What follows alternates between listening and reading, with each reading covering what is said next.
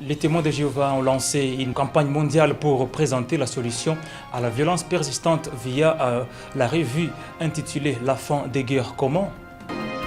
Les systèmes informels de vente d'eau en bouteille usagée prend de l'ampleur dans les points chauds de la ville touristique, une pratique que certains jugent impropre.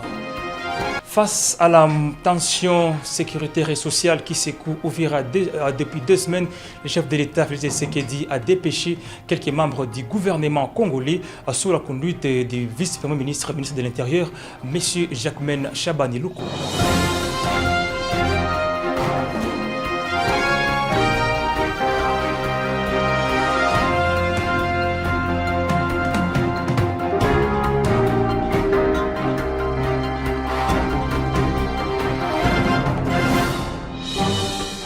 Merci de suivre Yubi Media. Il est temps de vous informer. Les témoins de Jéhovah ont lancé une campagne mondiale pour présenter des solutions à la violence persistante. Dans un communiqué de presse signé par cette association, et ils ont souligné que plus de 9 millions de bénévoles lanceront tous ces mois de septembre une campagne mondiale visant à faire connaître au public une solution biblique pour mettre fin à toutes les guerres, proposant une revue intitulée La fin des guerres comment. Regardez. Alors que la terreur et les effusions des sangs continuent de ravager le monde, notamment dans des conflits majeurs comme la guerre entre la Russie et l'Ukraine, les conflits israélo-palestiniens ou encore la guerre civile au Soudan, les témoins de Jéhovah distribueront dans le monde entier le numéro 1 de 2025 de la Tour de Garde intitulé La fin des guerres comment. Nous vivons à une époque où les conflits violents, y compris les guerres à grande échelle, se multiplient. Nous sommes convaincus que cette revue apportera de l'espoir non seulement aux millions de personnes qui souffrent des conséquences de la guerre, mais aussi à tous ceux qui aspirent la paix dans leur vie, a déclaré John Doe, porte-parole des témoins de Jéhovah. Cette revue concise mais complète aborde des sujets tels que pourquoi la guerre et les conflits violents persistent, comment la guerre et les conflits violents seront éradiqués, trouver la paix malgré la guerre et les conflits violents. L'un des sujets les plus marquants est sans doute la réponse réconfortante à cette question. Pourrons-nous vivre un jour dans un monde sans guerre? La solution repose sur une déclaration simple et bien connue de Jésus dans la prière modèle, souvent appelée le Notre Père. Elle touchera particulièrement ceux qui attendent depuis longtemps que le gouvernement apporte un véritable changement, a ajouté John Doe. Pendant toute la durée de la campagne qui se tiendra sur 1 mois, les témoins inviteront également le public à un discours spécial sur le thème que celui de la revue. Le discours de 30 minutes, ouvert à tous, sera présenté dans le monde entier dans leur lieu de culte, appelé Salle du Royaume. Aucun don n'est sollicité lors de ces événements organisés par cette association à but lucratif. Nous invitons chaleureusement chacun à y assister, a déclaré John Doe. Pour beaucoup, ce qu'ils attendront sera non seulement réconfortant, mais aussi quelque chose qui change leur vie. À Goma, les systèmes informels de vente d'eau en bouteille usagée prend de l'ampleur dans les points chauds de la ville touristique, une pratique que certains jugent impropre. Dans un micro-trottoir réalisé par le reporter, des vendeurs d'eau disent faire de leur mieux en vue de proposer une eau potable à la population ordinaire. Ceux-ci qui se sont livrés à nos caméras rassurent que les bouteilles qu'ils utilisent ils sont bien nettoyées avant de mettre de l'eau. Suivez. Un petit article pour vendre de l'eau et malheureusement on jette les bouteilles vides propres, on nettoie avec de l'eau, avec l'omo, après on met de l'eau pour à vendre. Aussi également les bouteilles, soit ici on ne peut pas les mettre en léger. On lave d'abord comme propre, s'il était propre, on prend les jus, tout ça, on met avec de l'eau propre. Après de ça, on met sur les billes, on met sur les bancs. Quand le client arrive, il achète, elle paye 100 francs, même de l'eau 200 francs à 100 francs. Mais on prépare d'ailleurs les bouteilles pour être propre. Si on ne peut pas utiliser les propriétés, il peut être important pour nous. on garde les santé des humains. Et malheureusement, on connaît qu'on ne peut pas vendre les articles qui n'ont pas propre. Et alors, on jette les glaces, on met là au-dessous. S'il est froid, les clients fassent et ils prennent de l'eau. C'est comme ça que nous sommes ici à l'Institut pour protéger les autres qui passent sur la route. On prend une bouteille, on boit, sans même de problème. Des pêcheurs sur le lac Kivu alertent sur la rareté des frétins, communément appelés sambaza, sur le lac Kivu. 1 kilo de ces poissons rares qui coûtaient auparavant 5 500. Aujourd'hui, les prix a galopé jusqu'à 15 000, voire 16 000 francs congolais, soit un triple de l'ancien prix, chose qui inquiète les vendeurs ainsi que des pêcheurs sur le lac Kivu. Papa Ndoni, l'un des pêcheurs sur le lac Kivu, revient sur cet élément.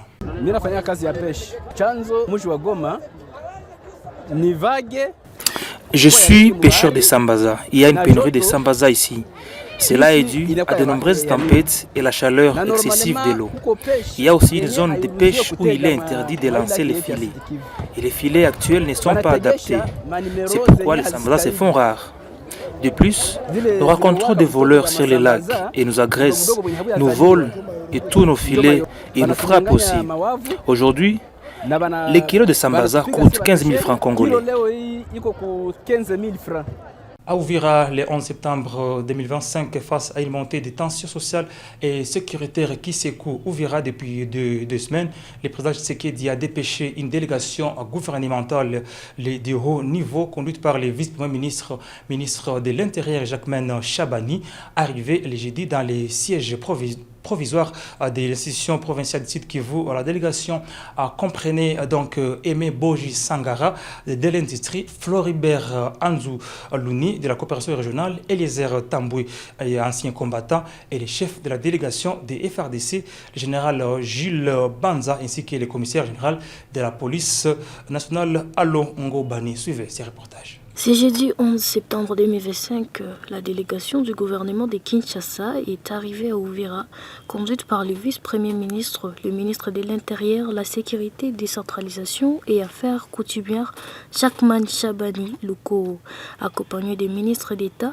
ministre de l'Industrie, Aimé Boji Sangara, le ministre de la Coopération régionale, Floribert Anzou Louni, et le ministre délégué de la Défense chargé des anciens combattants, Eliezer Tamboué. La descente de cette délégation est de faire le point de la situation sécuritaire, écouter toutes les couches sociales, apaiser et renforcer les vivre ensemble. La machine de la propagande et de la manipulation de la meurtrière coalition RDF-MV3, particulièrement mobilisée pour la division massive du poisson de la division autour des événements d'Uvira. En RDC, le député national Crispin Bindoulé, élu de la ville de Butembo, a annoncé que la pétition vise à obtenir la déchéance de Vital Kamerhe, actuel président de l'Assemblée nationale, connaît une avancée rapide. Selon lui, en seulement 5 jours, le document a déjà recueilli plus de 200 signatures des députés nationaux. Ces chiffres est particulièrement significatif puisqu'il témoigne d'un large soutien au sein de l'hémicycle pour la démarche des institutions. Il y a autant de questions orales, il y a autant d'interpellations et autant même de motions qu'on ne programme pas. Et nous nous demandons si nous sommes venus juste faire le théâtre au sein de l'Assemblée nationale ou nous sommes venus légiférer et contrôler le gouvernement. Donc il y a autant d'erreurs et nous pensons qu'il est incompétent. Sa place aussi, c'est d'assister à notre bureau, voir comment on dirige l'Assemblée nationale. Gestion opaque, intimidation et humiliation des députés. Selon lui, la Chambre basse du Parlement fonctionne sous un régime de peur à l'heure actuelle. Suivez même la procédure législative, comment nous votons les lois. Tout le monde s'est rendu compte maintenant que c'était une aventure et que c'était une erreur de lui mettre là parce qu'il ne respecte même pas les députés. Il se comporte comme un petit roi, comme un dictateur. La pétition lancée il y a peu connaît un engouement sans précédent. Déjà plus de 200 signatures récoltées, un record qui témoigne du ras-le-bol général des députés nationaux. Moi je suis dans l'Assemblée, ça fait déjà 15 ans, mais je n'ai jamais vu une pétition ou une motion où à l'espace de 5 jours et que vous réalisez 200 signatures. Jamais. Les députés sont fatigués de la gestion des Vital Kamerhe. Pour les députés nationaux Crispin Bindoulé, l'indignation atteint son comble lorsqu'il évoque les comportements jugés non patriotes des membres du bureau vus publiquement aux côtés des rebelles qui agressent la République. Dans le bureau de l'Assemblée nationale, un membre du bureau va tenir des réunions avec le rebelle d'IM23. Comment nous allons l'accepter, nous diriger? C'est pourquoi cette session, nous avons voulu qu'on puisse mettre hors l'état de nuire les rebelles, parce que dans ce bureau, il siège un rebelle. Bref, le ton est donc donné. Cet élu de Boutembo s'est dit serein et déterminé.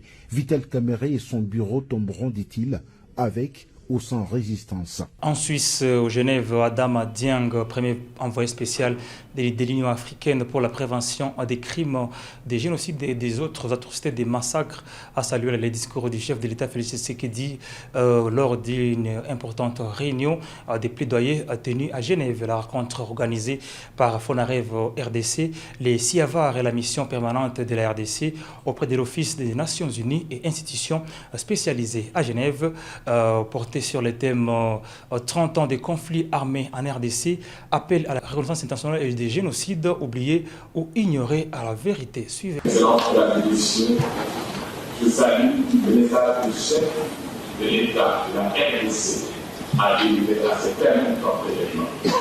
Permettez-moi de rappeler qu'au moment de sa disparition, le père du président Félix Antoine Tshisekedi Tshilombo, que j'ai rencontré pour la première fois ici même dans cette salle, était l'un des derniers survivants du premier congrès de justice africain tenu à Lagos en 1961. Étienne Tshisekedi, croyant la primauté du victoire, honorant cet héritage, non pas des paroles, des actes, règlement d'activité aujourd'hui. Le président Félix Antoine Tshisekedi Tshilombo est bien placé et bien préparé pour agir avec justice, sagesse et équité. Veillons à ce que le peuple congolais ne soit pas condamné à revivre les erreurs du passé. Veillons à ce que la justice ne soit pas une promesse lointaine, mais une réalité présente.